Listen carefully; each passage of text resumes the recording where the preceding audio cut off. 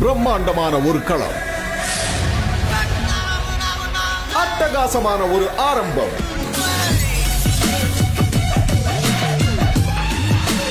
களமிறங்கி கலக்க வரும் chef Venkatesh but,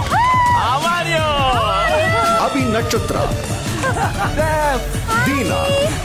let's welcome குட்டி டிராகன். ஏய் கியூட்.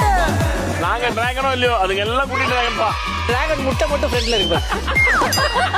கண்டிப்பா பரிசு தொகையோட தான் இன்னைக்கு வீட்டுக்கு போறோம். போவீங்க பாருங்க.